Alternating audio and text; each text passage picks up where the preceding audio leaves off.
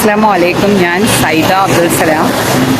ഞാനിവിടെ Sharjah Al മൻസൂറിൽ ആണ് ജോലി ചെയ്യുന്നത്.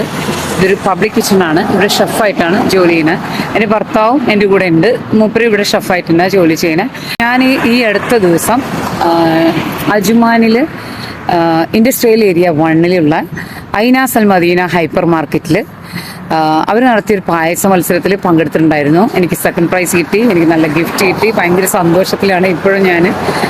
അതായത് ഞാനും എൻ്റെ ഭർത്താവ് ഒരുപാട് ആഗ്രഹിച്ചിരുന്നു ഈ പ്രവാസി പെട്ടി എന്ന് പറഞ്ഞിട്ട് ഗീവ് അവേ. ഇൻസ്റ്റഗ്രാമിൽ ഗീവ് അവേ കാണാറുണ്ടായിരുന്നു. പക്ഷെ അതിലാണെങ്കിൽ കാർഡ്ബോർഡ് ബോക്സിലാണ് ഈ പ്രവാസി പെട്ടി സെറ്റ് ചെയ്ത് കൊടുക്കുന്നത്.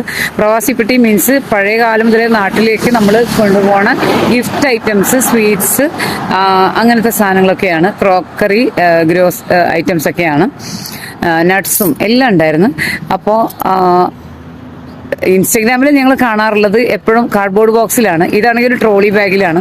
അപ്പോൾ ഡബിൾ ധമാക്കാന്ന് പറയാം. അപ്പോൾ ആ ട്രോളി ബാഗ് കൂടെ നമുക്ക് കിട്ടിയിട്ടുണ്ടായിരുന്നു.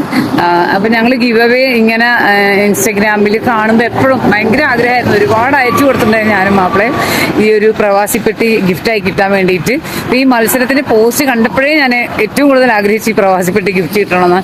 ഈ സമ്മാനം ഞാൻ കൊണ്ട് കളയില്ല എന്ന് വിചാരിച്ചിട്ട് ഒരുപാട് ആഗ്രഹിച്ചിട്ട് ഏറ്റവും നന്നായി ചെയ്ത് ഞാൻ പായസം ഉണ്ടാക്കിയത് ഇളനീര്, നൊങ്ക്, മില്ലറ്റ്, മുത്തുമണി പായസം ആയിരുന്നു. ജഡ്ജസിന്റെയും കാണാനും കഴിക്കാനും വന്നിട്ടുണ്ടായിരുന്ന ആളുകളുടെ അടുത്തും ഏറ്റവും നല്ല കമന്റ്സ് ഒക്കെ കിട്ടിയിട്ടുണ്ടായിരുന്നു.